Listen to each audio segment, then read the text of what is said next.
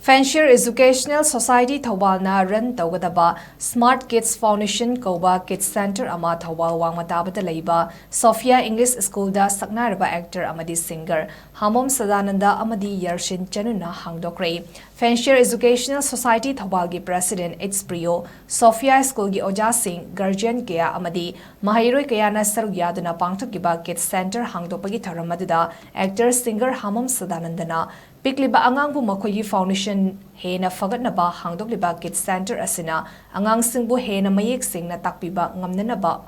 ngamba oirasanu amadi oza singna angangsingbu achumba maikaida pubada hena thauna hapa oirasanu haina appeal tawki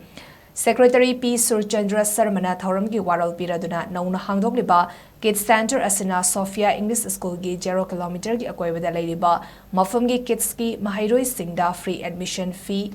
Free van service amadi free school bag na chingba khudong chaba kaya ahanba hangdokpa chai asigi oinadi khudong chaba piragani hainasu lauthoki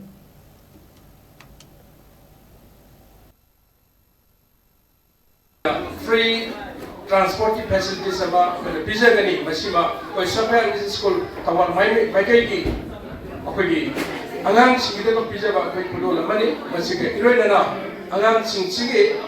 apel school ki bag ada school ki admission free masih okoi free pun thokjarkan da anaki sei goina level offer se apel bijabani aduna tongan ba makal ki mahau ma soida angang sing nasina yamna mani makha tamna yam nongaina sanajaba yaba jaga amagi le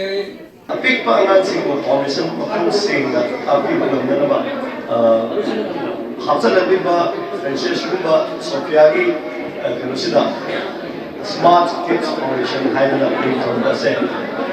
ena phaba aduga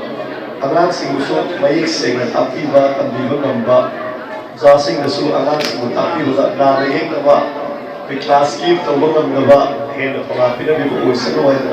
la piri ma khudi ma khaba ho thubi